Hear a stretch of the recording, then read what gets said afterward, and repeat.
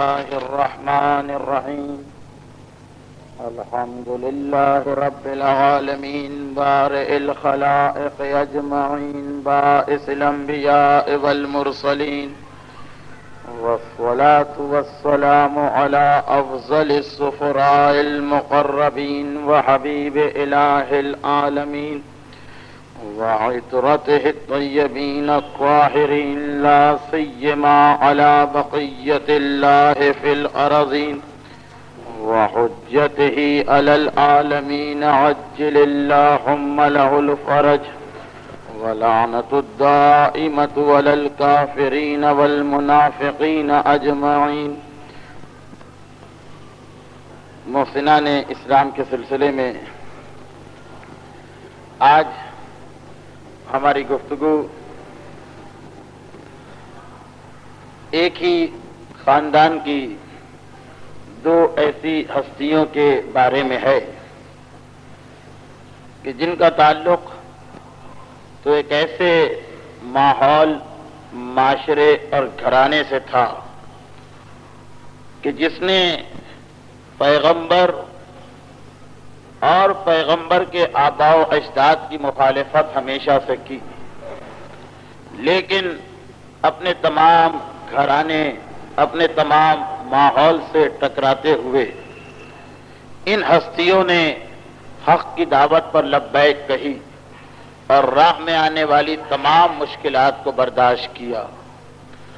یہ دو ہستیاں جو آج ہماری گفتگو کا عنوان بنیں گی، اس میں سے بھی جو اصل گفتگو ہے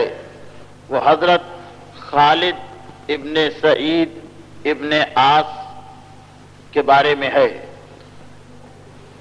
اور ان کے بارے میں گفتگو سے قبل دو تین چیزوں کا تذکرہ کر دینا ضروری ہے. پہلی چیز تو یہ کہ ان کی ذات ایک ایسی شخصیت تھی کہ جس کی وجہ سے مکے میں اکثر مسلمانوں کو جو ایک پریشانی پیش آ رہی تھی، ان کے واقعے کے بعد اس پریشانی میں اضافہ ہو گیا اور لوگ اپنے آپ کو بہت ہی زیادہ مصیبت میں گھرا ہوا محسوس کرنے لگے، اس اعتبار سے کہ ایک طرف اسلام نے والدین کے حقوق، والدین کے احترام اور والدین کے مرتبے کی انتہائی فضیلت بتائی ہے، مگر دوسری جانب جب ان کا واقعہ پیش آیا اور اسی طرح کے مسلسل واقعات کچھ اور مسلمانوں کو پیش آئے تو اب پریشانی یہ ہو رہی تھی کہ ایک طرف تو اللہ اور اللہ کے رسول کا اتنا تاکیدی حکم کہ تمہیں والدین کی نافرمانی سے بچنا ہے، والدین کو اذیت پہنچانے سے بچنا ہے، والدین کا حقوق ادا کرنا ہے، دوسری جانب والدین حق کے راستے سے ہٹانا چاہتے ہیں، احکام خدا پہ عمل کرنے سے روکنا چاہتے ہیں، دین کے راستے میں رکاوٹ بن رہے ہیں. اب کیا کیا جائے؟ اگر والدین کی نافرمانی کرتے ہیں تو کہیں خدا کی ناراضگی نہ ہو، اور والدین کا خیال رکھتے ہیں تو دین ہاتھ سے نہ نکل جائے. تو یہ خالد ابن سعید ابن عاص جن کا آج کی گفتگو میں تذکرہ ہوگا، اور مجھے یقین ہے کہ اگرچہ یہ تاریخ اسلام کی اور خاص طور پر ان اصحاب رسول میں سے جو محبان اہل بیت رہے تمام زندگی ایک انتہائی نمایاں مقام رکھتے ہیں، لیکن شاید اکثر لوگوں نے آج پہلی مرتبہ یہ نام سنا ہو کہ اس نام کی بھی کوئی شخصیت اصحاب رسول اور محبان آل محمد میں تھی.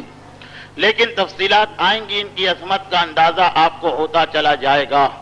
اور شاید یہ اندازہ بھی ہو کہ کیا سبب ہے کہ بہت سارے مشہور ناموں پر ان کو ترجیح دی جا رہی. تو خیر، جیسا کہ میں عرض کر رہا تھا کہ یہ سبب بنے کہ مسلمانوں کے ذہن میں یہ مسئلہ ابھرتا چلا گیا، اور پھر سورہ عنکبوت کی آیت نازل ہوئی، وَوَصَّيْنَا الْإِنسَانَ لِوَالِدَيْهِ حُسْنًا وَإِنْ جَاهَدَكَ لِتُشْرِكَ بِي مَا لَيْسَ لَكَ بِهِ عِلْمٌ فَلَا تُطِعْهُمَا. کہ دیکھو ہم نے انسان کو وصیت کی ہے کہ وہ اپنے والدین سے اچھا سلوک کرے اور ان کا احترام کرے، لیکن وَإِن جَاهَدَاكَ اگر وہ دونوں تمہیں مجبور کریں لِتُشْرِكَ بِي کہ تم میرا شریک بناؤ، مَا لَيْسَ لَكَ بِهِ عِلْمٌ ایسا شریک کہ جس کا وجود نہیں، تو فَلَا تُطِعْهُمَا پھر تمہاری ذمہ داری ہے کہ ہرگز ان کی اطاعت نہ کرنا۔ اور یہ حکم خدا جب آیا تو مکے کے مسلمانوں نے ایک سکون کی سانس لی کہ اب ہمیں پتہ چل گیا کہ کس انداز سے ہمیں زندگی گزارنا ہے۔ اور اس پریشانی کا سبب جیسا کہ میں نے کہا کہ خالد ابن سعید کے حالات کا ایک واقعہ ہے، اور وہ یہ کہ خالد ابن سعید کا تعلق، یہ ایک انتہائی عظیم شخصیت ہے، ان کا تعلق قریش کے ایک ایسے خاندان سے تھا جو ہمیشہ سے بنو ہاشم کے خاندان کا مخالف تھا، یعنی خاندان بنو امیہ۔ حضرت عبد مناف قریش کے اپنے دور کے سردار تھے، ان کے یہاں دو بیٹوں کی ولادت ہوتی ہے، ایک ہاشم کے نام سے مشہور ہوئے اور ایک کا نام عبد الشمس قرار پایا۔ اور ایک مشہور چیز ہے، بعض تاریخوں میں بھی لکھا ہے، مگر اس کو صحیح یا غلط کی پہچان ہمارے موضوع سے خارج ہے، کہ یہ دونوں بھائی جڑواں پیدا ہوئے، اور جب پیدا ہوئے تو اس انداز سے کہ بڑے بھائی ہاشم کے پاؤں کا پنجہ چھوٹے بھائی عبد الشمس کی پیشانی سے چپکا ہوا تھا، اور اس زمانے کی طب میں اس کا سوائے آپریشن کے اور کوئی علاج نہ تھا۔ چنانچہ جب تلوار چلا کے دونوں بھائیوں کو جدا کیا گیا اور تلوار چلائی گئی کہ ان کا پاؤں اس کی پیشانی سے الگ کیا جائے تو خون بہا، اور دیکھنے والوں نے پیشین گوئی کر دی کہ اب ان دونوں بھائیوں کی نسل میں خون بہانے کا سلسلہ چلتا رہے گا۔ جیسا کہ میں نے کہا کہ تاریخی اعتبار سے یہ بات صحیح ہے یا غلط، اس پر بحث کا موقع نہیں، مگر خود یہ واقعہ جو اگرچہ غلط بھی ہو، اس بات کا ثبوت ہے کہ ان خاندانوں کی تاریخ کو دیکھ کر لوگوں کو یہ کہنا پڑا کہ آپس میں ہمیشہ اختلاف رہا ہے۔ اب یہ ایک الگ بات ہے کہ جب کبھی اختلاف ہوتا ہے تو ایک آدمی حق پر ہوتا ہے اور ایک باطل پر۔ یہ ان دو بھائیوں کا معاملہ تھا۔ اس کے بعد جناب ہاشم کے بیٹے عبد المطلب اپنے زمانے کے سردار بنے، اور ادھر عبد الشمس کا بیٹا امیہ ہوا، جس کے نام پر خاندان کا نام خاندان بنو امیہ قرار پایا۔ جناب عبد المطلب کے انتقال کے بعد قیادت حضرت ابو طالب کے پاس آتی، اور وہاں پہ امیہ کے بعد آس نام کا شخص، آس نام کا اس کا بیٹا قائد بنتا ہے اس خاندان کا، اور اس کے فوراً بعد ابو طالب ہی کے بڑھاپے کے اندر اسلام کا پیغام سامنے آیا۔ بنو ہاشم کے ایک فرد یعنی پیغمبر اسلام نے اپنی رسالت اور دین اسلام کی طرف آنے کی دعوت کا اعلان کیا۔ اس وقت مخالف خاندان، مقابل خاندان مکمل طور پہ بنو ہاشم کے خلاف تھا، چنانچہ ایک مرتبہ تقریباً سارے خاندان نے اس دعوت کو سننے کے بعد رد کر دیا۔ نہ صرف یہ کہ رد کیا بلکہ مسلمانوں کے بڑے مخالفوں میں سے ایک مخالف قرار پائے، مگر اسی خاندان میں قدرت نے خالد ابن سعید ابن آس، یعنی جن آس کا میں نے ذکر کیا کہ وہ حضرت ابو طالب کے زمانے میں اس خاندان بنو امیہ کے قائد تھے، ان کے پوتے جن کا نام خالد ہے اور ان کے والد کا نام سعید ہے، خود ان کے والد سعید کے والد، خالد کے والد جن کا نام سعید ہے، وہ ابو سفیان کے سگے چچا زاد بھائی تھے۔ چنانچہ خالد کا تعلق خاندان بنو امیہ سے بڑا گہرا تھا، مگر قدرت اس خاندان کے اندر بھی خالد جیسی شخصیت کو سامنے لا کر یہ بتانا چاہتی تھی کہ دنیا یہ فیصلہ کر لے کہ حق کس جانب ہے۔ اب جناب خالد ابن سعید کے بارے میں تفصیلی گفتگو سے پہلے ایک مرتبہ پھر میں ان کا شجرہ نسب آپ کے سامنے پیش کروں۔ خالد ابن سعید ابن آس ابن امیہ ابن عبد الشمس ابن عبد مناف، جو پیغمبر اسلام کے پردادا قرار پاتے ہیں، اسی نسل میں سے جناب خالد بھی ہیں۔ اور اپنے زمانے کے دستور کے مطابق جب ہوش سنبھالا اور جوانی آئی تو عام نوجوانوں کے مانند دن اور رات گزار رہے تھے۔ کانوں میں یہ اطلاع پہنچی تھی کہ ہمارا جو مخالف خاندان ہے، خاندان بنو ہاشم، اس میں عبد المطلب کے یتیم پوتے نے ایک دعوی رسالت کیا ہے، ایک عجیب دعویٰ کیا ہے، اور یہ بھی معلوم تھا کہ ہمارے بزرگ اس کے دشمن ہو چکے ہیں اور اس کی تبلیغ کو روکنے کی ہر ممکن کوشش کر رہے ہیں، مگر خالد ابھی جوان ہے اور جوانی کے دستور کے مطابق نہ اس طرف ہے نہ اس طرف، سیر و شکار میں دن رات گزار رہے ہیں، تفریحات میں دن رات گزار رہے ہیں۔ کیا مسئلہ ہے، مکے کے کیا حالات، یہ بزرگوں کا معاملہ ہے، بزرگ جانے جس طریقے سے بزرگ معاملات کو نمٹا رہے تھے، خالد کے لیے اتنا ہی کافی تھا۔ انہوں نے کبھی توجہ بھی نہیں دی کہ وہ جو عبداللہ کا یتیم اور عبد المطلب کا پوتا ہے، وہ آخر ایسی کیا بات کہہ رہا ہے جس کی وجہ سے اتنی مخالفت اس کی ہو رہی۔ یہ اپنے معمولات میں مشغول تھے۔ ایک رات کو سوتے ہیں تو سونے کی حالت میں ایک عجیب خواب دیکھا، ایک ایسا خواب جس نے انہیں بے چین کر دیا۔ پیغمبر اسلام کے صورت آشنا تو تھے، یعنی اللہ کے رسول کو پہچانتے تو تھے، قریب خاندان ہے، ایک ہی محلے میں رہتے ہیں، مکہ چھوٹا سا شہر ہے، دن رات کا سامنا، پیغمبر بھی 40 سال سے زیادہ عمر ہو چکی اسی مکے میں گزارا، تو پیغمبر کے صورت آشنا سو تھے لیکن دعوت رسول سے ابھی واقف نہ تھے۔ ایک رات کو سو رہے ہیں، رات کا وقت ہے، گرمی کا زمانہ ہے، چنانچہ اکثر لوگ مکان کی چھتوں پر بستر بچھا کے آرام کیا کرتے تھے۔ یہ بھی اپنی بیوی کے ساتھ مکان کی چھت پہ آرام کر رہے ہیں۔ ان کی بیوی، جن کا نام امینا یا حمینا تاریخ میں لکھا ہوا، وہ بھی مکے کے ایک انتہائی شریف اور معزز گھرانے سے تعلق رکھتی ہیں، لیکن جوانی کا ابتدائی دور، نہ شوہر کے پاس ان معاملات پر توجہ دینے کا وقت ہے نہ بیوی کے پاس۔ مکان کی چھت پہ سو رہے ہیں، ٹھنڈی ہوا چل رہی کہ ایک مرتبہ خالد نیند کی حالت میں خواب دیکھتے ہیں، اور ایک ایسا خواب کہ جس نے پریشان کیا انہیں، اور یہ خواب ان کو کھینچ کے لے گیا خاندان بنو ہاشم کی جانب۔ خواب میں یہ دیکھتے ہیں کہ جیسے میں گڑھے کے کنارے کھڑا ہوں، ایک انتہائی وسیع، ایک انتہائی عمیق، ایک بہت بڑا گڑھا میرے سامنے، اور ایک ایسا گڑھا ہے کہ جس میں آگ کے شعلے بلند ہو رہے ہیں، انتہائی خطرناک آگ، بھڑکتے ہوئے شعلے، آدمی کے قد سے زیادہ بلند، انتہائی تپش ہے، انتہائی گرمی ہے، اور میں اس کے کنارے کھڑا ہوا ہوں۔ یہ منظر دیکھا خواب کے اندر، جب شعلوں کی گرمی کو محسوس کیا تو خواب کی حالت میں یہ پیچھے ہٹنا چاہتے ہیں، ایسا نہ ہو میرا قدم پھسلے اور میں گڑھے میں گر جاؤں، اتنی خطرناک، اتنی بھیانک آگ محسوس ہو رہی، چنانچہ پیچھے ہٹنا چاہتے ہیں۔ خواب کی حالت میں جب پیچھے ہٹ رہے ہیں تو ایسا لگا کہ جیسے میرے کاندھے پر کسی کا ہاتھ اور وہ مجھے آگے کی جانب دھکیل رہا ہے۔ چونکے، گھبرائے، اب یہ سارا خواب چل رہا ہے، ایک مرتبہ گھبرائے، یہ میرے کاندھے پہ کس کا ہاتھ،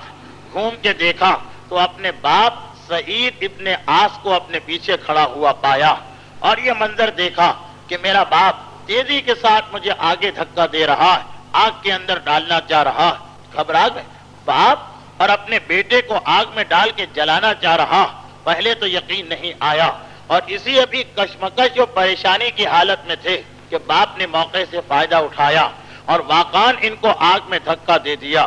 اب یہ تیزی سے آگ میں گر رہے ہیں، کوئی لمحہ آتا کہ یہ شعلے ان کو جلا دیتے ہیں کہ یکا ایک ایسا محسوس ہوا کہ جیسے آسمان سے کوئی فرشتہ اترتا اور انتہائی مہربانی کے ساتھ، انتہائی نرمی کے ساتھ آگے بڑھ کے ان کو اپنے ہاتھوں میں تھامتا اور آگ میں گرنے سے بچا کے پیچھے لے جاتا۔ بعض روایتوں میں اس کے آگے ایک جملے کا اضافہ اور ہے، اگرچہ مستند تاریخوں میں نہیں لیکن بعض تواریخ میں ہے کہ اس فرشتے نے تو اپنے ہاتھوں میں انہیں اٹھایا اور انتہائی مہربانی سے دوبارہ کنارے پہ لے جا کے کھڑا کر دیا، گویا آگ میں جلنے سے بچایا، مگر ان کے والد جو انہیں دھکا دے چکے تھے، چنانچہ تیزی کی حالت میں والد بھی پیچھے سے آگے بڑھے اور وہ آگ کے اندر جا کے گر گئے۔ اور اکثر روایتوں میں صرف ان کا تذکرہ ہے۔ بس جس وقت اس جلتی ہوئی آگ کے شعلوں پر گرنے سے اس فرشتے نے اٹھایا اور کنارے پہ لے جا کے کھڑا کیا تو بے اختیار انہوں نے نگاہ اٹھا کے دیکھا یہ فرشتہ کون تھا، اور جیسے ہی اس پر نگاہ پڑی تو ایک مرتبہ پہچان لیا یہ کوئی فرشتہ نہیں ہے، یہ جانی پہچانی شخصیت ہے، اس سے کسی مکے میں سینکڑوں مرتبہ ملاقات ہوئی ہے، بار بار راستے میں ان سے ملاقات ہوئی ہے، یہ تو انتہائی قریبی شخصیت ہے خاندان کے اعتبار سے کہ دو بھائیوں کے خاندان ہیں۔ ایک مرتبہ پہچان لیا کہ جس نے مجھے آگ میں گرنے سے بچایا یہ کوئی اور نہیں عبداللہ کا وہی یتیم ہے کہ جس نے آج کل اعلان رسالت کیا ہوا ہے اور مکے کا بچہ ان کا دشمن ہو رہا ہے۔ بس ادھر چہرے کو پہچانا اور آنکھ کھل گئی، آنکھ کھلی اور بستر پہ بیٹھ گئے۔ رات ختم ہونے والی ہے، صبح نمودار ہونے والی ہے، لیکن ایک مرتبہ پریشانی کی حالت میں بستر پر بیٹھے۔ اس خواب کا مطلب کیا ہے؟ جو کچھ میں نے دیکھا یہ حقیقت ہے یا فقط ایک خواب ہے؟ بار بار دل کہہ رہا یہ خواب کی بات ہے، لیکن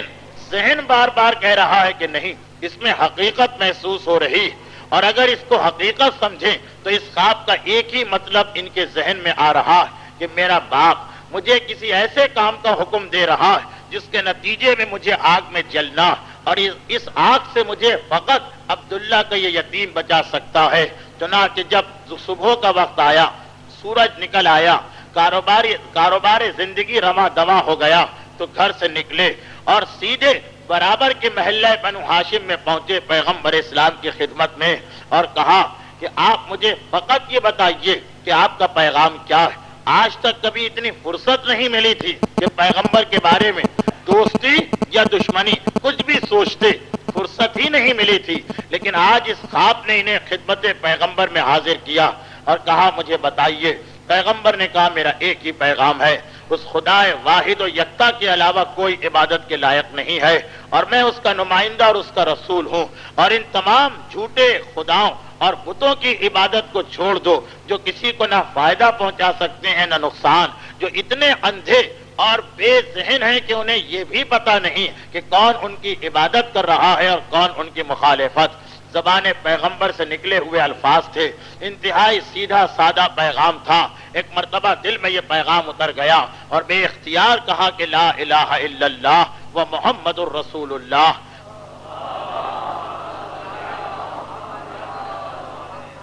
اب ایک مرتبہ اس خواب نے زبان سے یہ فقرہ تو نکلوا دیا، مگر ایک پریشانی پیدا ہو گئی، کہیں اس کی اطلاع میرے باپ کو نہ مل جائے۔ ان کا باپ جیسا کہ میں نے کہا کہ سگا چچا زاد بھائی ہے، اس وقت قریش مکہ کے ایک لیڈر اور پیغمبر اسلام کے ایک انتہائی سخت دشمن کا۔ چنانچہ ان کو پریشانی کہ میرے باپ کو اطلاع نہ مل جائے، اور اس کے علاوہ ان کے باپ کے بارے میں تواریخ میں لکھا ہے، کامل ابن اسیر کی روایت ہے کہ ان کا باپ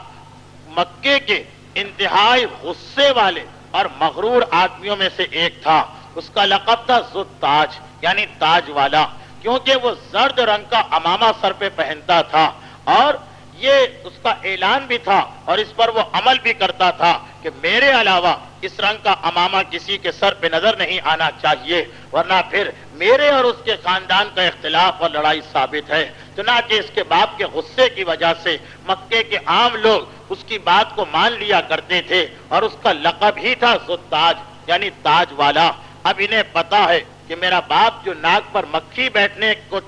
بیٹھنے دینے کو تیار نہیں، پیغمبر اسلام کا سخت ترین دشمن، پورا خاندان دشمن ہے، جب اسے یہ پتا چلے گا کہ میں غیروں کو مسلمان ہونے سے روک رہا ہوں اور میرا اپنا بیٹا مسلمان ہو گیا تو وہ کتنے سخت غیظ و غضب کا شکار بن جائے گا۔ چنانچہ بڑا مشکل مسئلہ ہے، اپنے اسلام کے بعد اب اس کو چھپانے کا مرحلہ۔ چنانچہ انہوں نے یہ کام کیا کہ نہ پیغمبر کے پاس جاتے ہیں، نہ مسلمانوں کے پاس بیٹھتے ہیں، نہ اپنے باپ کے ساتھ بیٹھتے ہیں، کیونکہ اس سے پہلے کی بات دوسری تھی، لیکن اب اگر باپ کے ساتھ بیٹھیں تو ہو سکتا ہے کبھی ظلم میں شریک ہونا پڑے، ہو سکتا ہے کبھی پیغمبر کی مخالفت کرنا پڑے۔ چنانچہ اپنے باپ کو بھی چھوڑ دیا، پیغمبر کو بھی۔ صبح کو گھر سے نکلتے ہیں، سارا دن مکے کے باہر گھومتے رہتے ہیں، رات کے وقت اس وقت جب باپ سو چکا ہوتا ہے گھر میں آ کے سو جاتے ہیں، تاکہ اگر میں مسلمانوں کی مدد نہ کر سکوں تو مسلمانوں کے دشمنوں میں میرا نام نہ لکھا جائے۔ مگر اسلام قبول کر چکے ہیں، اس تمام تر خوف اور ڈر کے باوجود نماز اور عبادت خدا کا انتہائی شوق، اس لیے کہ مسلمان کی علامت ہی نماز بتائی جا رہی تھی۔ اب یہ وہ دور ہے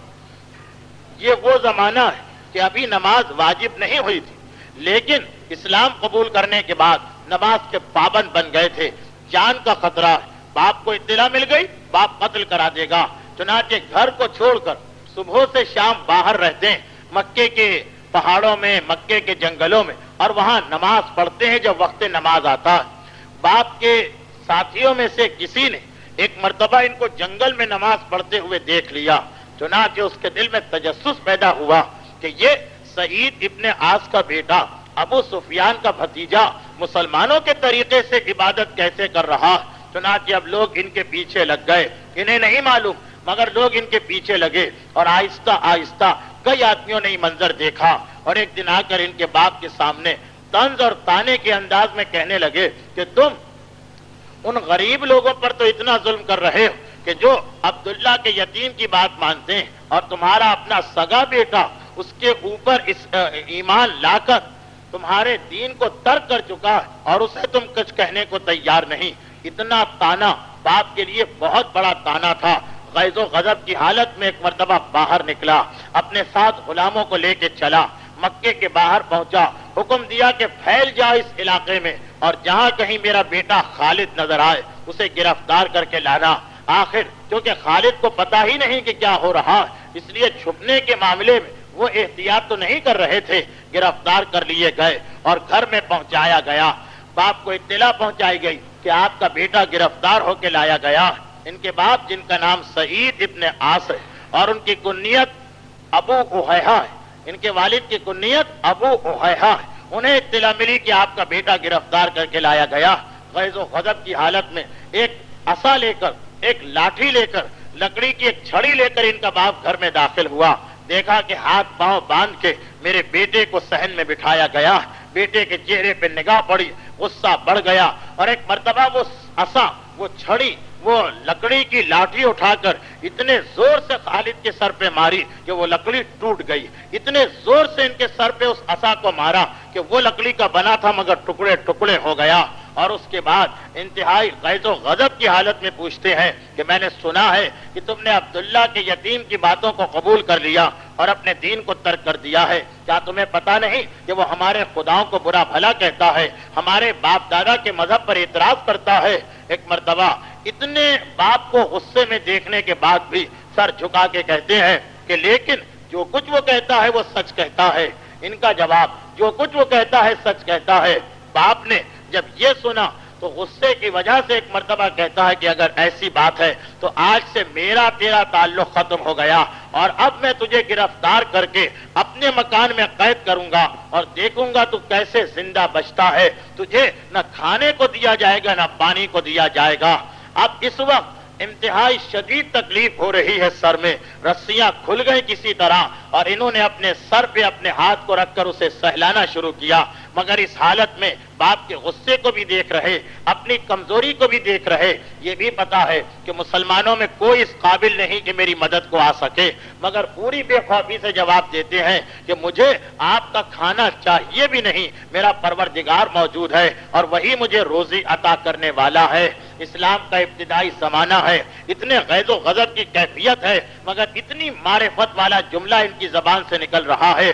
کہ آپ جس طرح اکثر آپ نے دیکھا ہوگا والدین میں سے کچھ ایسے بھی ہوتے ہیں جو اولاد کو جب گناہ کے یا حرام راستے پر یا شریعت کے خلاف راستے پہ لے جانا چاہتے ہیں اور اولاد نہیں مانتی ہے تو ان کے پاس یہی ایک دھمکی ہوتی ہے کہ میرا تیرا کوئی تعلق نہیں، آنکھ کر دوں گا، جائیداد سے محروم کر دوں گا، تیرا خرچہ برداشت نہیں کروں گا۔ یہ دھمکی جو آج ایک مسلمان باپ دیتا ہے بعض اوقات اپنی اولاد کو، در حقیقت اس کا آغاز مکے میں اس وقت ہوا تھا جب خالد کے باپ سعید ابن عاص یہ دھمکی دے رہے ہیں، اور انتہائی معرفت اور ایمان والا جواب کہ مجھے آپ کے پیسے کی فکر بھی نہیں ہے، مجھے آپ کی طرف سے ملنے والی روٹی چاہیے بھی نہیں ہے، میرا پروردگار زندہ ہے اور وہ میری مدد کرے گا۔ باپ نے یہ سنا، ایک مرتبہ حکم دیا کہ انہیں قید خانے میں لے جا کے ڈال دو۔ ہاتھ پاؤں کو دوبارہ مضبوطی سے باندھا گیا اور قید خانے میں ڈالا گیا۔ 3 دن گزر گئے، نہ کھانے کو کچھ ملا نہ پانی کو کچھ ملا،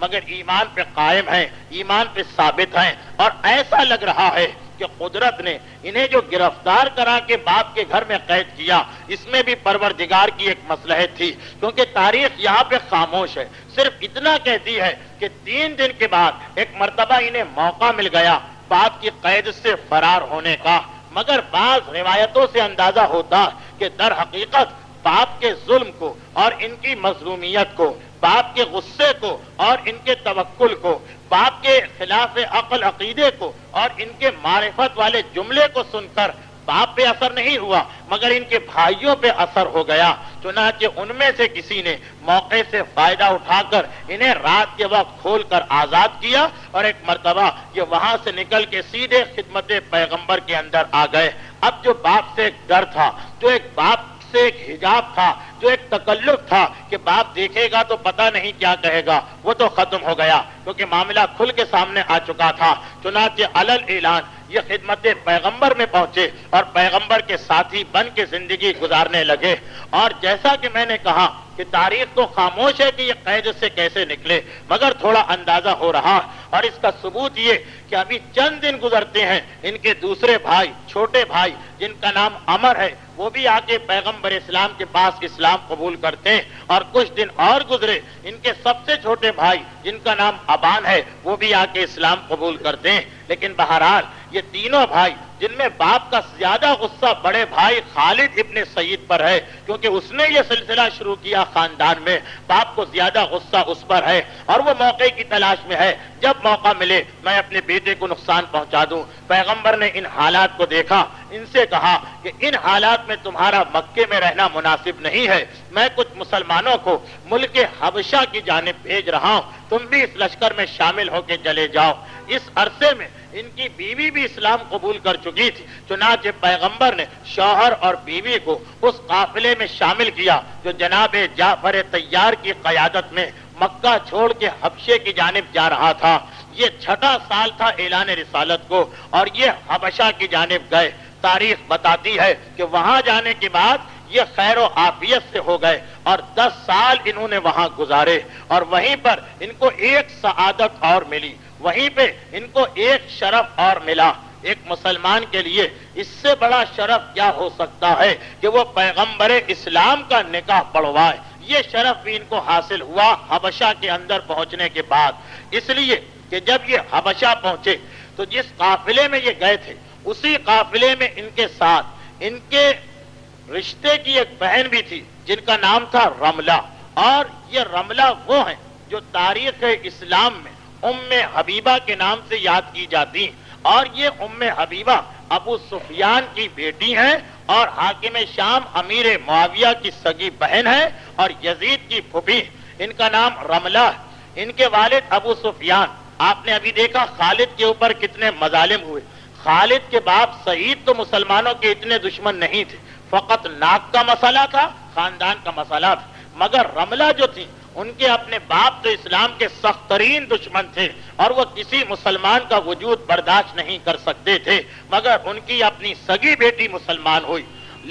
اور میں آپ کی آسانی کے لیے بجائے ان کے نام کے اب ان کی کنیت کو استعمال کرتا ہوں۔ ان کی سگی بیٹی رملہ مسلمان ہو گئی، اور چونکہ ان کی لڑکی کا نام حبیبہ تھا اس لیے وہ ام حبیبہ کہلائیں، وہ مسلمان ہو گئیں، اور ان کے ساتھ ان کے شوہر عبید اللہ ان کا نام تھا، وہ بھی مسلمان ہو گئے۔ اندازہ آپ کر سکتے ہوں گے کہ جب خالد پر اتنے مظالم ہو رہے ہیں تو یہ تو بیٹی ہے اور سگی بیٹی ہے، اس پر کتنے مظالم ہو رہے ہوں گے۔ چنانچہ پیغمبر نے ان کی حالت دیکھی اور انہیں بھی حکم دیا کہ تم بھی اس قافلے کے اندر مکہ چھوڑ کے چلے جاؤ، یہ تمہارے لیے بہتر ہے۔ تو جناب ام حبیبہ اپنے شوہر کے ساتھ مکہ چھوڑ کے حبشہ پہنچی۔ ایک ہی خاندان کے یہ 2 افراد وہاں پہ پہنچے، ایک خالد ابن سعید ہے جن کے حالات اس وقت ہمارا موضوع ہے، اور ایک خالد ابن سعید کے رشتے کی بہن جناب ام حبیبہ، یہ دونوں وہاں پہنچے، خالد اپنی بیوی کے ساتھ اور ام حبیبہ اپنے شوہر کے ساتھ۔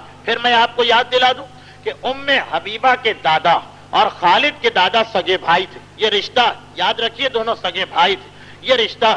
اب جب یہ وہاں پہنچے تو خالد کو اپنے خاندان اور اپنے باپ اور مکے کے کافروں سب سے نجات مل گئی، اور 10 سال تک انہوں نے حبشہ میں بڑے آرام و اطمینان سے گزارے۔ مگر یہ جو ان کے رشتے کی بہن ہے رملہ، ان پر ایک بہت بڑی مصیبت وہاں نازل ہو گئی، ایک بہت بڑی پریشانی کا ان کو سامنا کرنا پڑا، اور وہ یہ کہ ان کے شوہر جنہوں نے مکے میں اسلام قبول کیا، اندازہ کریں ابو سفیان کی سگی بیٹی اور سگا داماد اسلام قبول کر رہا تو اس کے غیظ و غضب کی کیا کیفیت ہوگی۔ اب اتنا جس کا ایمان کامل تھا، لیکن جب حبشہ میں پہنچے، عیسائیوں کے ساتھ اٹھے بیٹھے، یہ دیکھا کہ یہاں شراب بالکل رائج اور جائز، تو وہ بھی آہستہ آہستہ ان کے رنگ میں رنگنے لگے، اور ایک وہ دن آیا کہ اتنی کثرت سے شراب نوشی کرنے لگے کہ انہوں نے اعلان کر دیا کہ میں مرتد ہوتا ہوں، یعنی عیسائی مذہب کو قبول کرتا ہوں۔ ام حبیبہ کے لیے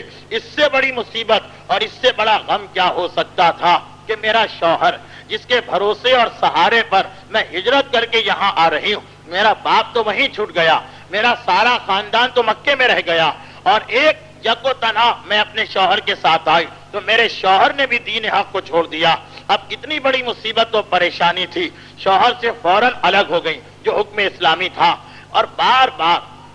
اپنے شوہر کو سمجھا رہی، اپنی بیٹی حبیبہ کا واسطہ دے رہی، مگر شوہر عیسائیوں کے درمیان رہ کر عیش و آرام کا اتنا عادی ہے کہ اس پر کوئی اثر نہیں ہوتا، یہاں تک کہ عبید اللہ اسی حبشہ کے اندر انتقال کر گئے، اور اب ام حبیبہ کے لیے اور پریشانی کہ شوہر کا بھی انتقال ہو گیا، اکیلے رہ گئیں، تنہا رہ گئیں۔ یہ جیسا کہ میں نے کہا کہ ابتدا میں اسلام قبول کرنے والوں میں سے ایک ہیں، چنانچہ اب یہ اکیلے رہ گئی۔ اب ایک حکم ہے اسلام کا، ایک حکم ہے قرآن کا کہ انا مع العسر یسرا، جب تم پر پروردگار کوئی مصیبت ڈالے یا تم کسی امتحان میں گرفتار ہو جاؤ تو گھبراؤ نہیں، صبر کرو، خدا پہ بھروسہ کرو، خدا ہمیشہ پریشانی کے بعد راحت کا زمانہ پیدا کرتا ہے، ہمیشہ اگر تم نے صبر کیا تو پریشانی سے نکال کر اور زیادہ فائدہ دیتا ہے۔ جناب ام حبیبہ کے ساتھ بھی یہی ہوا، مکے میں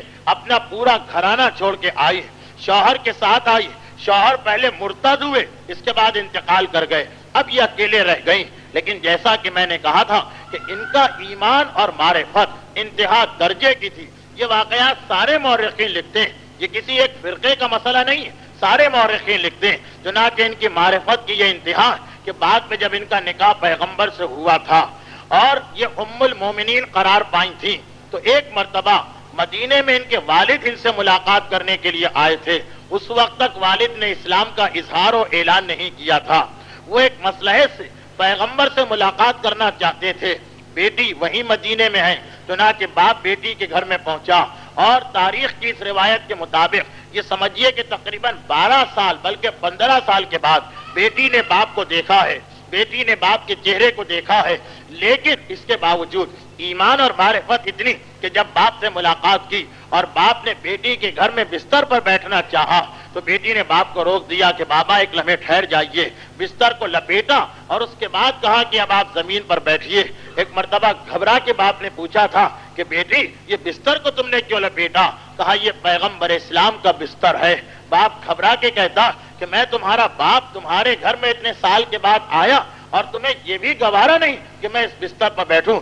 کہا کہ ہرگز نہیں، اللہ کے رسول کے بستر پر کسی مشرک کا قدم نہیں رکھا جا سکتا ہے۔ یہ معرفت تھی ام حبیبہ کی، اور باپ نے فقط اتنا کہا کہ میری غیر موجودگی میں تم انتہائی بگڑ گئی، تو یہ انتہائی معرفت والی خاتون تھیں۔ اسی لیے ایک عورت اپنے پورے خاندان سے، اندازہ کریں کس کی پھوپھی، کس کی بہن، کس کی بیٹی، پورے خاندان سے مخالفت کر کے اسلام قبول کر رہی، اور پھر شوہر بھی مرتد ہو گیا، اس کے بعد شوہر کا انتقال بھی ہو گیا، اور ایک اجنبی وطن میں اکیلے رہ گئیں، مگر اسی معرفت اور اسی اسلام اور اسی پیغمبر کے حکم کی اطاعت اور خدا کی مرضی پر صبر کرنے کا نتیجہ کیا نکلا کہ پیغمبر اسلام مدینے میں ہے، یہ لوگ مدینے سے سینکڑوں میل دور حبشہ میں ہیں۔ پیغمبر کو اطلاع ملی کہ ام حبیبہ بیوہ ہو گئی، پیغمبر نے 4 مہینے 10 دن کے بعد جب عدت مکمل ہو چکی تھی اپنے ایک صحابی عمر ابن امیہ زمری کو بلایا۔ یہ وہ صحابی جو دوڑنے میں بہت تیز تھے، اس لیے اکثر پیغمبر کے خط یہ لے جایا کرتے تھے، اور ان کے نام، ان کے ذریعے سے حبشہ کے بادشاہ نجاشی کے نام ایک خط لکھا، یہ خط حبشہ پہنچایا گیا۔ عمر ابن امیہ زمری لے کے آئے، نجاشی نے، حبشہ کے بادشاہ نے خط کھول کے پڑھا، پیغمبر نے ایک مرتبہ یہ لکھا تھا کہ تم نے مسلمانوں کو پناہ دی، خدا اور خدا کا رسول تمہیں اس کی جزا دیں گے، اور مسلمانوں میں سے ایک عورت ہے رملہ کہ جس کے شوہر کا انتقال ہو گیا ہے، اب میں یہ چاہتا ہوں کہ تم اس سے دریافت کرو کہ کیا وہ مجھ سے شادی کرنے پر تیار ہے، اور اگر تیار ہو تو تم اپنے ہی علاقے میں میری جانب سے اس نکاح کا انتظام کرو اور اس نکاح کو پڑھواؤ۔ ام حبیبہ کے بارے میں پیغمبر مدینے سے بیٹھ کے رشتہ طلب کر رہے ہیں، چنانچہ نجاشی نے اپنی ایک کنیز کو بلایا اور کہا کہ بہرحال وہ ایک مسلمان عورت ہے، میں جبر نہیں کر سکتا، مجبور نہیں کر سکتا، یہ خط کا پیغام جا کے اسے سنا دو اور جواب لے کے آؤ۔ ام حبیبہ کے پاس یہ کنیز پہنچی، بیوہ عورت، اکیلی عورت، تنہا عورت، اور یہ پیغام پہنچا۔ ام حبیبہ کو پہلے تو یقین نہیں آیا کہ میرا اتنا بڑا اجر و مرتبہ، میرا اتنا بڑا مقام ہو سکتا ہے کہ اللہ کے رسول مدینے میں یہاں پہ موجود اور خاص طور پر وہاں سے شادی کا پیغام بھجوایا جائے۔ اور جب ایک مرتبہ یقین آیا تو خوشی کی وجہ سے چاندی کے کنگن اور جو سونے کی انگوٹھیاں تھیں یہ سب اتار کے اس کنیز کو انعام میں دیں۔ اس سے زیادہ واضح جواب کیا ہو سکتا تھا؟ چنانچہ نجاشی کو جب یہ جواب ملا تو اب یہ دیکھیں ام حبیبہ کا مرتبہ کہ پیغمبر نے یہ نہیں کہا کہ اگر ہاں میں جواب ملے تو یہاں مدینے بھجوا دینا تاکہ میں نکاح کا انتظام کروں، کہا نہیں، وہیں پہ تم میری جانب سے نکاح کا انتظام کروا لینا۔ تو نجاشی کو جب یہ پتا چلا کہ یہ راضی ہیں تو پھر یہ پیغام بھجوایا کہ اب آپ کے نکاح کے سلسلے میں کس سے بات چیت کی جائے۔ تو انہوں نے یہ دیکھ کر کہ میرے خاندان کا ایک شخص یہاں ہے، میرے دادا کی اولاد میں سے ایک شخص یہاں پہ ہے، خالد ابن سعید ابن عاص کو بلوایا اور پورا مسئلہ رکھا اور کہا کہ اب میں آپ کو اجازت دیتی ہوں کہ آپ میری جانب سے جا کر نکاح کے امور کو ٹھیک کریں اور میرا نکاح پڑھوائیں۔ چنانچہ خالد ابن سعید بادشاہ نجاشی کے پاس گئے اور آخر ایک محفل ہوئی، ایک تقریب ہوئی جس میں جناب جعفر طیار کو بلایا گیا، اور اس کے بعد ایک طرف سے خالد بیٹھے، انہوں نے ام حبیبہ کی طرف سے نکاح پڑھا، اور حبشہ کے بادشاہ نجاشی نے پیغمبر کی جانب سے نکاح پڑھا۔ نکاح میں لڑکی اور لڑکی کی جانب سے دو عالم ہوا کرتے ہیں ہمارے ماحول میں، تو وہاں یہ ذمہ داری ان کو اور نجاشی کو سپرد کی گئی۔ نکاح ہوا، نکاح کے بعد ام حبیبہ کی حالت تو انتہائی خستہ تھی، چنانچہ خالد ابن سعید ابن عاص نے اپنی طرف سے دعوت کا اہتمام کیا، نکاح کے بعد کھانا کھلایا تمام مسلمانوں کو، اور اس طرح یہ نکاح پایہ تکمیل کو پہنچا۔ تو خالد ابن سعید کو یہ اعزاز بھی حاصل ہے کہ پیغمبر کا نکاح انہوں نے پڑھایا تھا، پیغمبر کا نکاح پڑھانے والوں میں ان کا نام بھی شامل تھا۔ اور اس کے کچھ عرصے کے بعد نجاشی نے اب یہ دیکھنے کے بعد کہ مسلمان مدینے میں محفوظ ہو گئے، پیغمبر کی امانت مدینے بھجوانا چاہیے، چنانچہ یہ ذمہ داری بھی خالد کے سپرد کی گئی کہ آپ مدینے جائیے اور پیغمبر اسلام کا جو حرم ہے، پیغمبر اسلام کی جو زوجہ ہیں، انہیں لے جا کے پیغمبر اسلام تک حفاظت سے پہنچا دیں تاکہ میری ذمہ داری ادا ہو جائے۔ میرا اصل موضوع خالد ابن سعید کے حالات ہیں، تو انہیں یہ اعزاز ملا، اور تقریباً 13 سال کے بعد یہ لوگ حبشے سے مدینے کی جانب چلے۔ اچھا، اس عرصے میں وہ لوگ جو شروع میں ہجرت کر کے آئے تھے، ایک ایک دو کر کے مدینے واپس پہنچ چکے تھے، یہ مسلمانوں کا آخری گروپ، آخری جماعت تھی جو یہ مدینے کی جانب جا رہے تھے۔ یہ تاریخوں میں لکھا کہ یہ آخری کشتی تھی جس نے حبشہ کا ساحل چھوڑا، کیونکہ حبشہ اور مدینے کے بیچ میں سرخ سمندر، بحر احمر، ریڈ سی کے نام سے ایک سمندر ہے۔ یہ مسلمانوں کی آخری کشتی تھی، یہ مسلمان مہاجروں کی آخری کشتی تھی جس نے حبشہ کا ساحل چھوڑا اور مدینے پہنچے۔ جعفر طیار، خالد ابن سعید اور پیغمبر کی زوجہ یعنی تمام مومنین و مومنات کی ماں ام حبیبہ اس آخری جماعت میں شامل تھی۔ جب یہ لوگ مدینے پہنچے تو پتا چلا یہ 6 ہجری کا آخر یا 7 ہجری کی ابتدا تھی۔ پتا چلا کہ پیغمبر تو مدینے سے 100 میل دور گئے ہوئے۔ پوچھا کیوں گئے ہیں تو پتا چلا کہ یہودیوں نے انتہائی سرکشی کا مظاہرہ کیا تھا، اور اب خیبر کے علاقے میں پیغمبر گئے تاکہ یہودیوں کا خاتمہ کیا جائے اور ان کو آئندہ مسلمانوں کے خلاف سازش کرنے کی ہمت نہ ہو۔ اب انہوں نے اپنے ساتھ جتنی عورتیں آئی تھیں انہیں تو مدینے میں چھوڑا اور فوراً مدینے سے خیبر کی جانب روانہ ہوئے۔ جب خیبر میں پہنچے تو پتا چلا کہ ابھی ابھی خیبر کا قلعہ فتح ہو چکا ہے اور مسلمان انتہائی خوشی کی حالت میں جشن منا رہے ہیں۔ پیغمبر کی نگاہ ان آنے والوں پر پڑی، خصوصیت سے جعفر طیار کو دیکھا تو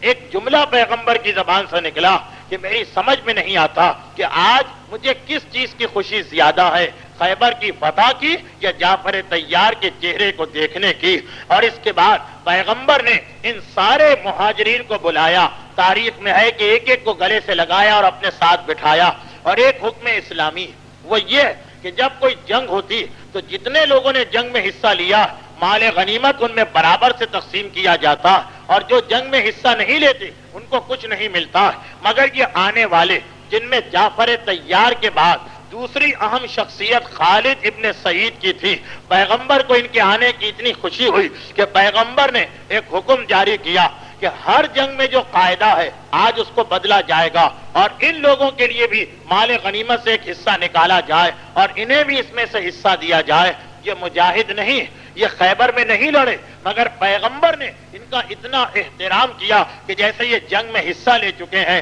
اور مال غنیمت ان میں تقسیم کرایا۔ اس طرح خالد ابن سعید ابن عاص جو خاندان بنو امیہ سے ہیں مگر انتہائی درجے محب رسول، واپس مدینے پہنچے، لیکن ان کو ایک بات کا افسوس رہا، ساری زندگی افسوس رہا، وہ یہ کہ جب میں مدینے پہنچا تو اب مکے والوں سے لڑائیاں ختم ہو چکی، کیونکہ مکے اور مدینے کے مسلمانوں میں فقط 3 جنگیں ہوئی تھی، بدر، احد، خندق۔ ان تینوں جنگوں کے بعد یہ لوگ مدینے آئے تھے تو ایک مرتبہ پیغمبر اسلام سے کہنے لگے، اللہ کے رسول بڑا افسوس ہوتا ہے جب ہم یہ دیکھتے ہیں کہ بدر و احد و خندق میں ہم حصہ نہ لے سکے۔ پیغمبر نے کہا، تمہارے فخر کے لیے یہی بات کافی ہے کہ ہر مسلمان نے 1 مرتبہ ہجرت کی، مگر تم لوگوں نے 2 مرتبہ ہجرت کی ہے، تمہیں دوہری ہجرت کا ثواب ملے گا، تو تمہارا مقام و مرتبہ کسی بدر اور احد کے مجاہد سے کم نہیں ہے۔ پیغمبر اسلام یہ اعزاز دے رہے ہیں، اور پھر تاریخ یہ بتاتی کہ پیغمبر ان سے انتہائی محبت کرتے ہیں، ہر جگہ انہیں ساتھ ساتھ رکھتے ہیں۔ میں پھر اس بات کو یاد دلا دوں کیونکہ ایک بڑی تعداد بعد میں آئی کہ تذکرہ ہے خالد ابن سعید کا جو خاندان بنو امیہ کی ایک فرد ہے اور معاویہ کے رشتے کے بھائی ہوتے ہیں حاکم شام معاویہ کے، لیکن اس کے باوجود پیغمبر کی نگاہ میں انتہائی محترم ہیں، پیغمبر ان سے انتہائی راضی ہیں۔ ایک مرتبہ یہ پیغمبر کے پاس آئے، پیغمبر کی نگاہ ان کی انگلی پر پڑی، دیکھا ایک انگوٹھی پہنے ہوئے، پیغمبر نے غور سے دیکھا اس لیے کہ انگوٹھی چمکتی بھی نظر آئی تو پتا چلا کہ انہوں نے انگوٹھی پر محمد الرسول اللہ کا فقرہ لکھوایا ہوا ہے۔ یہ مسلمانوں میں سے پہلے شخص تھے جنہوں نے اپنی انگوٹھی پر رسول کے نام کو نقش کروایا۔ پیغمبر اسلام کو ان کا یہ طریقہ اتنا پسند آیا کہ پیغمبر اسلام نے یہ انگوٹھی ان سے مانگ لی، اور تاریخ کہتی ہے کہ ساری زندگی یہ انگوٹھی پیغمبر نے اپنے پاس رکھی اور اپنی انگلی میں پہنی۔ اندازہ کریں اس شخصیت کی عظمت کا۔ اور پھر پیغمبر اسلام کو ان سے اتنی محبت تھی کہ جب کبھی یہ اپنے بچوں کے ساتھ پیغمبر کے پاس جاتے تھے، ان کے 2 بچے تھے، ایک لڑکا جس کا نام سعید تھا اور ایک لڑکی جس کا نام ام خالد تھا، تو یہ اکثر کیونکہ لڑکی چھوٹی تھی اکثر اسے لے کے پیغمبر کے پاس جایا کرتے تھے، اور پیغمبر اس بچی سے انتہائی شفقت کے ساتھ پیش آتے تھے۔ اب وہ بچی حبشہ میں پیدا ہوئی تھی، حبشہ میں پیدا ہوئی تھی تو نہ کہ حبشی زبان جانتی تھی۔ تاریخوں میں لکھا کہ پیغمبر کبھی اس سے حبشی زبان میں گفتگو کیا کرتے تھے، اس لیے کہ یہ زبان اس نے سیکھی تھی۔ اس بچی سے خالد کی لڑکی سے پیغمبر کو اتنی محبت ہے کہ جب یہ پیغمبر کے پاس پہنچتی ہے تو پیغمبر حبشی زبان میں اس سے گفتگو کرتے ہیں۔ چنانچہ ایک فقرہ تاریخ میں بھی ہے کہ ایک مرتبہ پیغمبر کے پاس پہنچی یہ بچی اپنے باپ کے ساتھ، پیغمبر نے دیکھا، مسکرا کے کہا سنا سنا، یہ حبشی زبان کا لفظ ہے جو تاریخوں میں آیا، یعنی کتنی خوبصورت اور پیاری بچی ہے، کتنی خوبصورت اور پیاری بچی ہے۔ ایک مرتبہ پیغمبر کے پاس یہ بچی آئی تو پیغمبر ایک چادر اوڑھے ہوئے تھے، مگر اس چادر کی خصوصیت یہ تھی کہ اس پر پھول بنے ہوئے تھے۔ بچی کو یہ چادر پسند آئی، اس نے ایک مرتبہ اس چادر پہ ہاتھ رکھا، پیغمبر نے مسکراتے ہوئے یہ چادر اتار کے اس کے حوالے کی اور کہا کہ یہ میرا تحفہ ہے تمہارے لیے، اور ثنا تو کتنی پیاری اور خوبصورت ہے۔ تو اب اس سے اندازہ ہو سکتا ہے ان واقعات سے کہ اللہ کے رسول کو خالد کی وفاداری اور اپنے خاندان کو چھوڑ کر حق کی جانب آنے کا عمل کتنا پسند آیا کہ اللہ کے رسول اس انداز سے خالد کی بچی سے محبت کر رہے ہیں۔ اور تاریخ بتاتی کہ خالد کو جو ایک افسوس رہا کہ میں بدر و احد اور خندق و خیبر میں مسلمانوں کا ساتھ نہ دے سکا، تو اس کے بعد پیغمبر اسلام نے ہر جنگ اور غزوے میں انہیں اپنے ساتھ رکھا۔ عمرۃ القضاء ان کے آنے کے فوراً بعد ایک جنگ ہوئی، پھر مکہ فتح ہوا، پھر تبوک کا معرکہ ہوا، پھر طائف کی جنگ ہوئی، پھر حنین کا معرکہ ہوا، ان سب میں یہ پیغمبر اسلام کے ساتھ تھے۔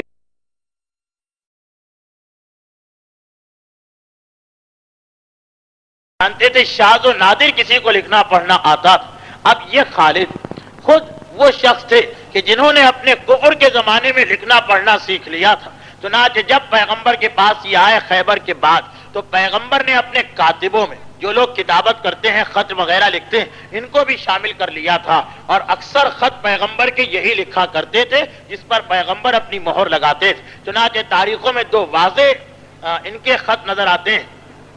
جب ایک مرتبہ بنو ثقیف ایک قبیلہ جس سے جناب مختار کا تعلق ہے، اس قبیلے پر حملہ کیا مسلمانوں نے، اور اس قبیلے کے جنگ کامیاب ہوئی، تو اس کے بعد انہوں نے صلح کی پیشکش کی، پیغمبر نے صلح قبول کر لی۔ وہ صلح نامہ خالد ابن سعید نے لکھا تھا۔ اسی طرح یمن والوں کو جب پتا چلا کہ کہیں ایسا نہ ہو کہ مسلمان ہماری جانب آ جائیں، وہ آئے پیغمبر کے پاس کہ اللہ کے رسول، ہم آپ سے لڑنا نہیں چاہتے، آپ ہمیں امان دے دیجئے۔ پیغمبر نے خالد سے کہا لکھو ان کے لیے امان نامہ۔ یہ امان نامہ بھی خالد نے لکھوایا۔ ان کی بیٹی یہ کہتی کہ میرے باپ اسلام میں پہلے شخص ہیں جنہوں نے خط اور کتابت بسم اللہ الرحمن الرحیم سے لکھنا شروع کی۔ اس سے پہلے خط اور کتابت میں بسم اللہ الرحمن الرحیم نہیں لکھا جاتا تھا، بلکہ ایک اور فقرہ تھا، بسمک اللہم، اے خدا تیرے نام سے شروع کرتا ہوں۔ یہ پہلے شخص ہیں جنہوں نے خطوں میں، معاہدوں میں، کاغذات کے اوپر بسم اللہ الرحمن الرحیم لکھنا شروع کیا۔ اور پیغمبر اسلام ان سے اتنا خوش ہیں کہ ان کو اور ان کے 3 بھائیوں کو پیغمبر نے 3 عہدے دیے۔ ان کو یمن کے اندر بھیج دیا کہ تم جاؤ اور یمن کے وزیر خزانہ ہو، یعنی سارا پیسہ، ٹیکس، زکوٰۃ، صدقے تم جمع کرو۔ ان کے دوسرے بھائی کو بحرین بھیجا کہ تم جاؤ اور بحرین میں یہی ذمہ داری، اور تیسرے بھائی کو تیمہ، خیبر اور آس پاس کے علاقے پر مقرر کیا۔ چنانچہ یہ تینوں پیغمبر کی جانب سے یہ عہدہ ملا۔ ایک خاندان کے 3 افراد کو، یہ ایک انتہائی عجیب بات ہے اسلام کی تاریخ میں کہ ایک خاندان کے 3 بھائیوں پر پیغمبر کو اتنا اعتماد و بھروسہ کہ مالی معاملات میں تینوں کو پیغمبر عہدہ دے رہے ہیں، اور تینوں بھائی چلے گئے۔ اب اس کے بعد کچھ ایسے واقعات کہ جن کی سختی کی وجہ سے میں مجبور ہوں کہ بہت جلد ان کو بیان کر کے اشاروں میں بات آپ تک پہنچا کے گفتگو کو اختتام کی منزل پہ لاؤں۔ یہ تینوں بھائی اپنے اپنے علاقے میں گئے، اور پیغمبر نے ان کو مقرر کیا تو پوری دیانتداری سے اپنے فرائض ادا کر رہے ہیں۔ یکایک ان کو اطلاع ملی کہ مدینے میں پیغمبر کا انتقال ہو گیا، اور عجیب انقلاب آ گیا، خاندان اہل بیت سے لوگوں نے منہ موڑ لیا۔ بس اتنا سننا تھا۔ بے چین ہو کر تینوں بھائی اپنا عہدہ چھوڑ کے بھاگ کے مدینے میں آئے، اور جب پہنچے تو پتا چلا کہ واقعاً حقیقت یہ ہے کہ علی کے ہاتھ پر بیعت کرنے والا کوئی نہیں ہے۔ تینوں بھائی گھبرا کے پہنچے مولا کے پاس کہ مولا یہ کیا ماجرا ہو گیا۔ مولا نے ان سے کہا کہ میں نے اپنے کسی ماننے والے کو جنگ کی یا میدان میں نکلنے کی اجازت نہیں دی ہے، تم بھی خاموش رہو۔ ادھر حاکم کو اطلاع ملی کہ یہ تینوں بھائی جنہیں پیغمبر نے مقرر کیا ہے یہاں آئے ہیں، تو بلایا، بیعت کا سوال کیا، انہوں نے صاف انکار کر دیا، بلکہ مسجد میں کھڑے ہو کر کہا مسلمانوں تمہیں کیا ہو گیا؟ تم نے شجر نبوت کو ترک کیا کہ جس کے سائے نے تمہیں امان دی تھی اور جس کے پھلوں سے تم نے زندگی گزاری تھی۔ ہم اہل بیت رسالت سے متمسک رہیں گے چاہے ہماری جانیں چلی جائیں۔ علل اعلان یہ مسجد نبوی میں کھڑے ہو کر یہ پیغام دے رہے ہیں۔ اور پھر ایک تاریخ کا ایک انتہائی اہم واقعہ جو اس طرح تو بیان نہیں ہو سکتا کہ جب وہ واقعات مکمل ہو گئے تو اس کے بعد پیغمبر اسلام کے 12 صحابی ایک ساتھ نکلے، جس میں سلمان تھے، جس میں ابو ذر تھے، جس میں مقداد تھے، اور جس میں یہ تینوں بھائی تھے۔ اور عین اس وقت کہ جب مسجد لوگوں سے کھچا کھچ بھری تھی، یہ 12 گئے اور حاکم کے پاس جا کے ایک سوال کیا کہ بتاؤ کہ تم نے کس لیے اور کس انداز سے اہل بیت کے حق کو چھوڑا، اور ایک عجیب و غریب سوال کیا۔ کتاب احتجاج اور خصال میں یہ پوری روایت ہے۔ تو جب 12 کا وفد پہنچا حاکم کے پاس اور بھری ہوئی مسجد ہے، تو سب سے پہلے نہ سلمان بولے نہ ابو ذر،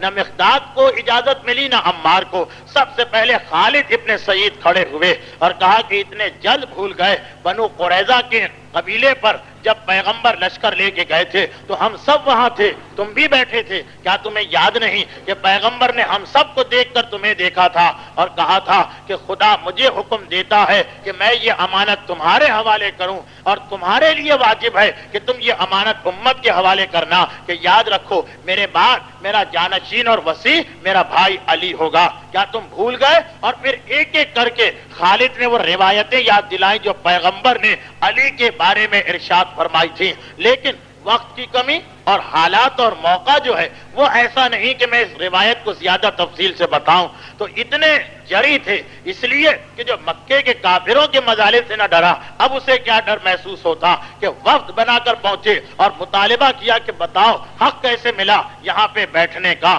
اور اس کے بعد مولا کے حکم سے یہ لوگ واپس اپنے گھروں میں آ گئے۔ حاکم کو اطلاع ملی، اس نے ایک مرتبہ پھر ان 3 بھائیوں کو بلایا اور کہا کہ میں